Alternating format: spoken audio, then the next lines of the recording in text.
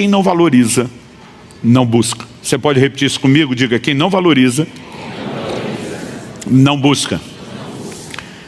O próprio Jesus afirma em Mateus, no capítulo 6, no verso 21, e diz: porque onde estiver o seu tesouro, aí estará também o seu coração. Ele faz essa afirmação depois de dizer: não acumulem tesouro sobre a terra, onde as traças e a ferrugem corroem, onde os ladrões escavam e roubam, mas ajuntem tesouros no céu, onde as traças e a ferrugem não corroem, e onde ladrões não escavam nem roubam. Então ele diz: por quê?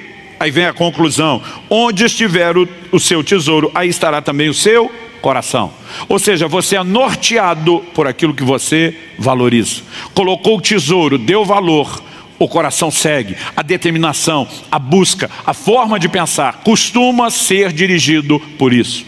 E a pergunta a ser feita é: como muitas vezes temos perdido a sensibilidade do valor, da importância de Deus? Alguma coisa está redirecionando o nosso coração, atraindo ele para outro lado, para outra direção. Em Colossenses 3, de 1 a 3, a Escritura diz: portanto, se vocês foram ressuscitados juntamente com Cristo, busquem as coisas lá do alto, onde Cristo vive, assentado à direita de Deus. Pensem nas coisas lá do alto e não nas que são aqui da terra, porque vocês morreram e a vida de vocês está oculta juntamente com Cristo em Deus. E diz: por que é que vocês estão sendo norteados para buscar coisas do mundo? Vocês morreram para isso. Vocês foram ressuscitados com Cristo para viver onde Ele está, à destra de Deus. Pensa nisso, busca nisso, foca nisso. Mas você só faz quando tem a consciência. Porque a maioria de nós, se não valorizamos, não buscamos. No ano passado eu ouvi um amigo citando uma outra pessoa que eu não sei quem é para dar o crédito.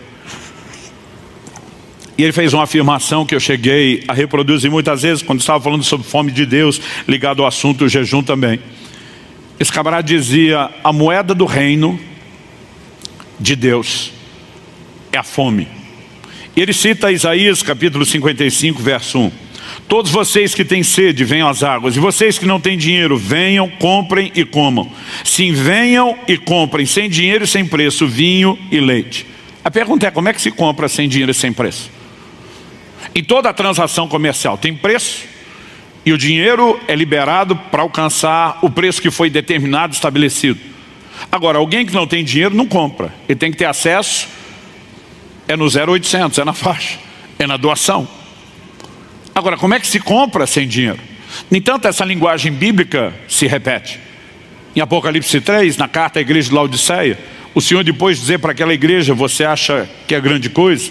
Se vê como rico? Deus diz: aos meus olhos você é pobre, é miserável. Aí o Senhor diz assim: aconselho-te que de mim compre vestes brancas para que te vistas, ouro refinado no fogo, colírio para ungir os teus olhos. Aí Deus acabou de chamar de pobre e miserável. Como é que compra?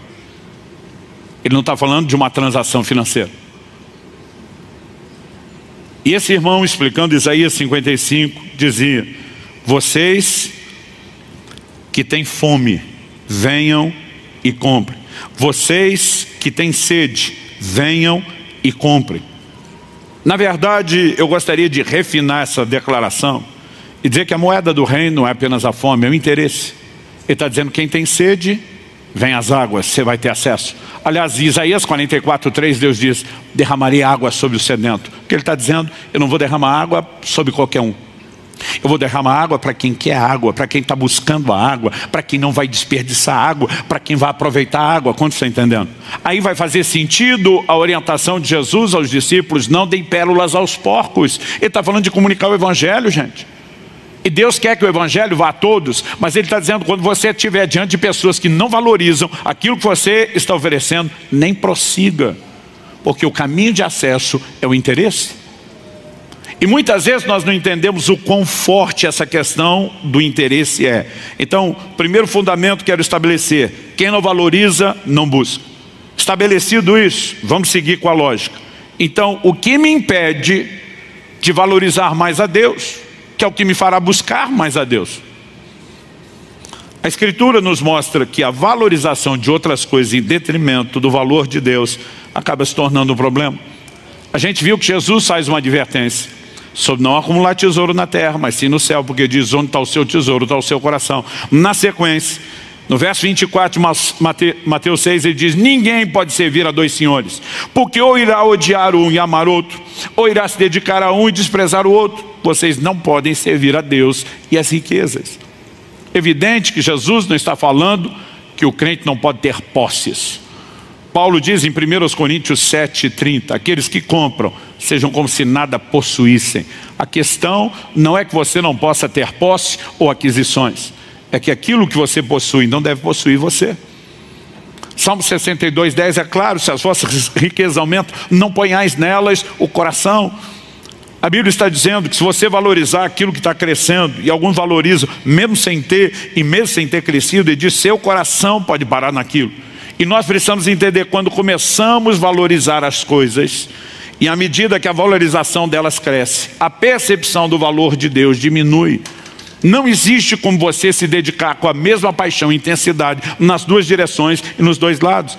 Talvez seja por isso que em Lucas 8,14, na parábola do semeador, Jesus diz que a parte caiu entre espinhos, são os que ouviram, e no decorrer dos dias foram sufocados com as preocupações, as riquezas e os prazeres da vida, e os seus frutos não chegam a amadurecer.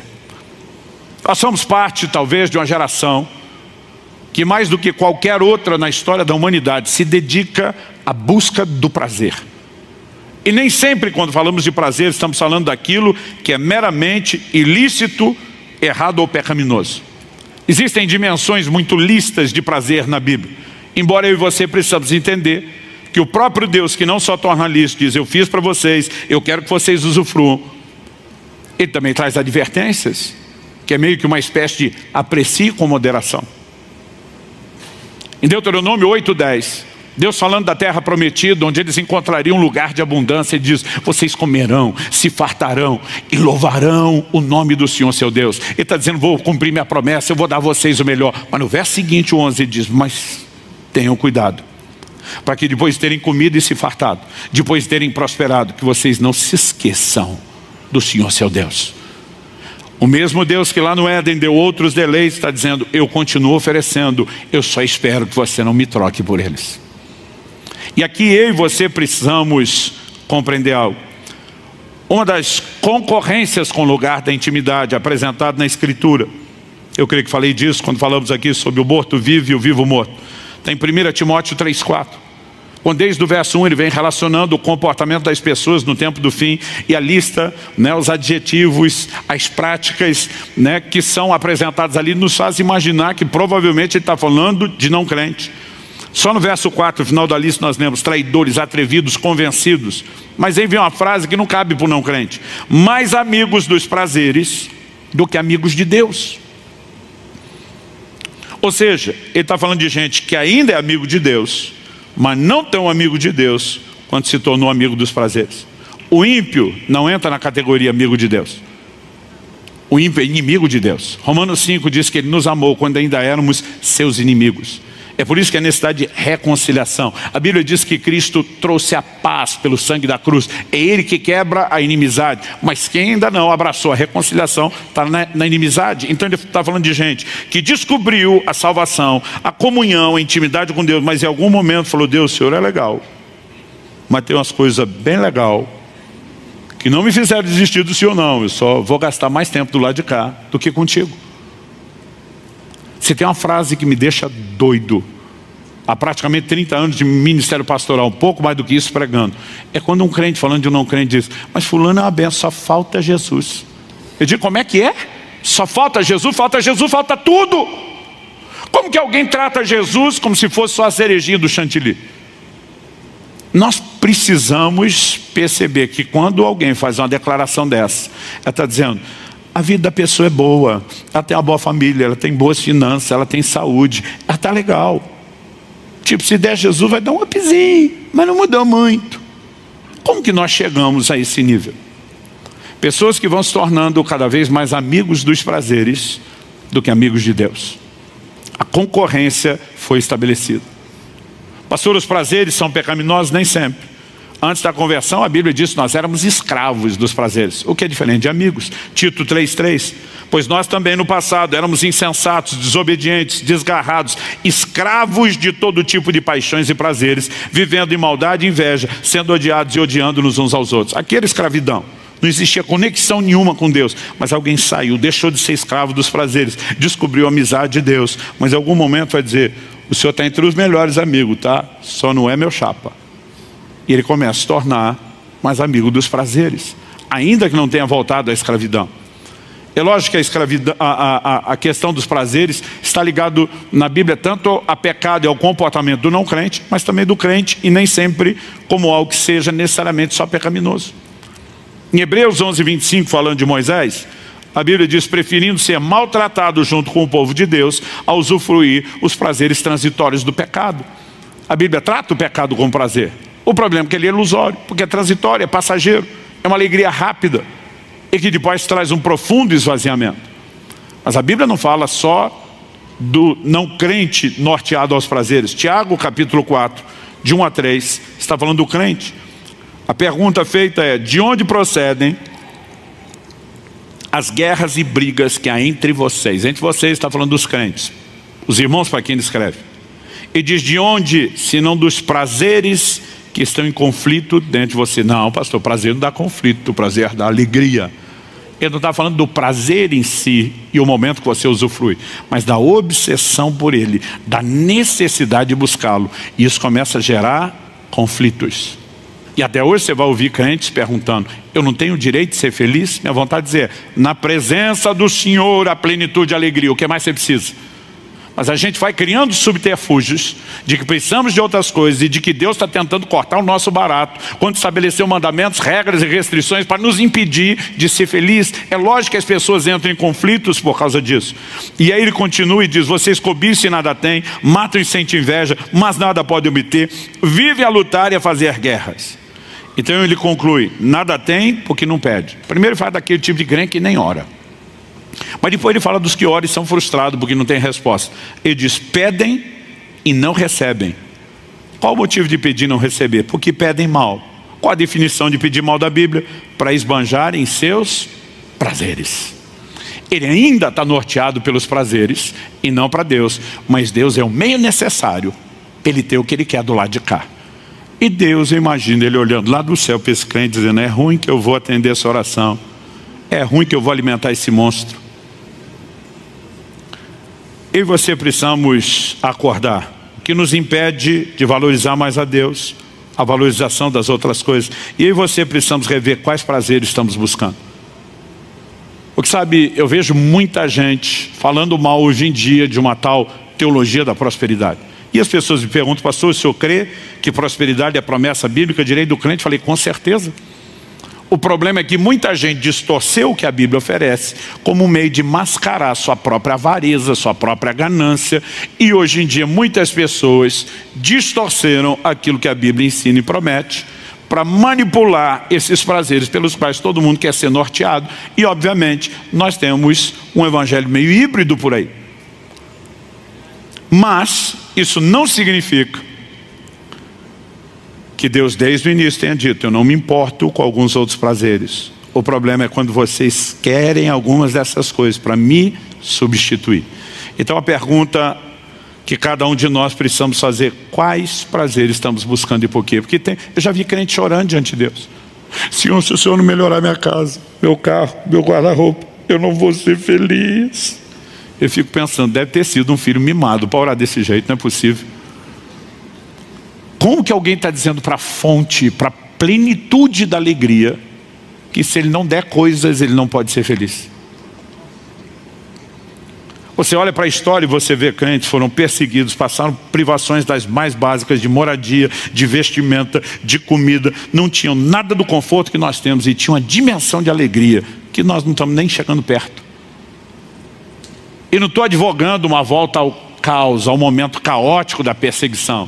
Mas eu e você precisamos perceber que nós nos tornamos profundamente ingratos a Deus quando, podendo viver vidas como as que temos, nós o desprezamos.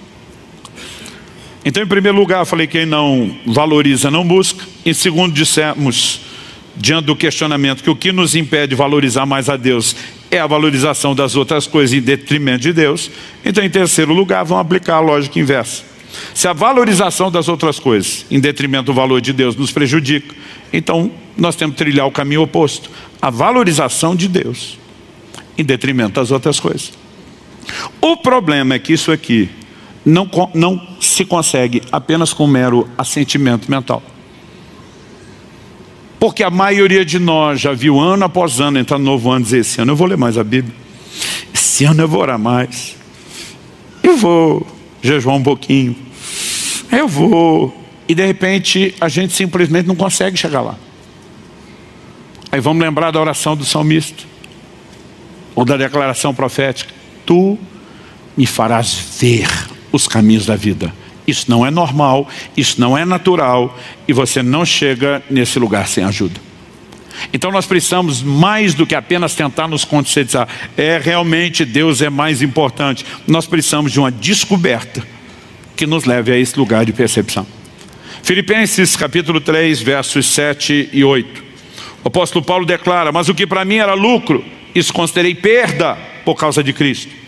Na verdade, considero tudo como perda, por causa da sublimidade do conhecimento de Cristo Jesus, meu Senhor. Por causa dele perdi todas as coisas e as considero como lixo para ganhar a Cristo. Antigamente eu li essa declaração de Paulo, ele está usando uma linguagem que é material, financeira, monetária. Lucro, prejuízo, ganho, perda. Ele está dizendo: aquilo que eu dava muito valor, que eu achava que era lucro, hoje eu cheguei à conclusão, é perda. Eu muitas vezes li essa declaração de Paulo pela experiência de muitos. Aquilo que antes eu dava tanto valor, as bebedeiras, os vícios, as drogas, as baladas, as festas, a valorização da imoralidade, do prazer da carne, a lista que vai longe. Hoje eu descobri que isso me matou, me levou para longe de Deus, só me trouxe prejuízo. Considerei perda. Porque o que eu quero é escapar disso, para ir para o céu. Aqui está o lucro. Não é disso que Paulo está falando. Para começo de conversa, ele não está nem falando de pecado. Como sabemos disso? Primeiro ele diz: considero como perda todas as coisas. Então ele está falando só de coisa ruim. Ele está dizendo mesmo as boas, mesmo as lícitas. Tudo é perda diante do valor que está no outro prato da balança. Segundo, se você olhar o contexto, os versículos anteriores, Paulo está falando de performance religiosa. Hebreu de hebreus, da tribo de Benjamim, circuncidado ao 8º dia. Ele diz: quanto à lei fui fariseu, né? Quanto ao zelo perseguidor da igreja, quanto à justiça que é na lei irrepreensível. O cara está mostrando o tipo de vida que ele tinha. Aí ele diz: mais o que para mim era lucro, a valorização da performance, eu considerei perda. Porque você não fomos chamados, meu querido, para um lugar de religiosidade, de esforço e de meramente aperfeiçoarmos, né, o comportamento, a performance religiosa.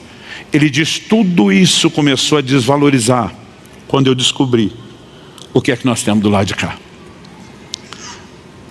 É o relacionamento com a mais extraordinária pessoa.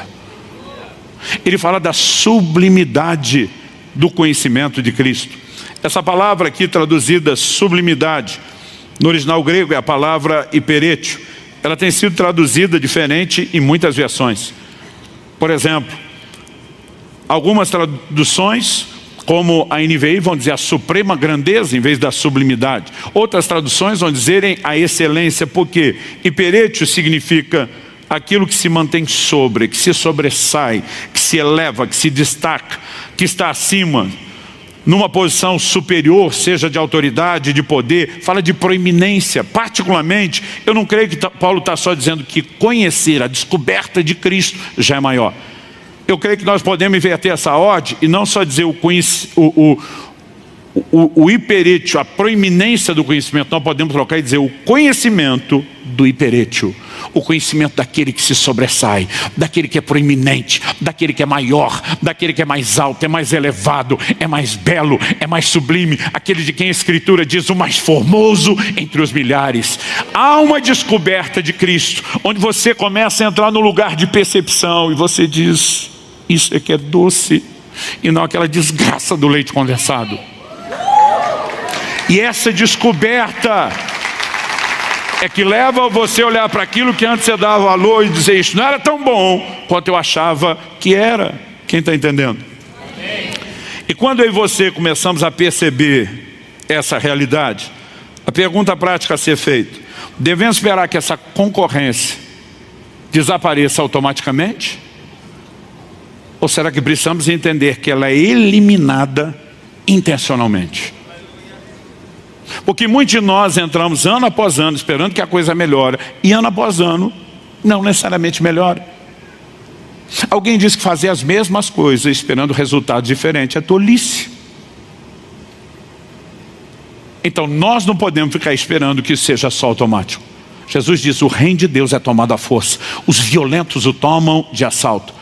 E está numa hora e num momento onde, se queremos entrar num lugar mais profundo, nós vamos ter que fazer violência ao reino. Nós vamos ter que nos posicionar de forma intencional.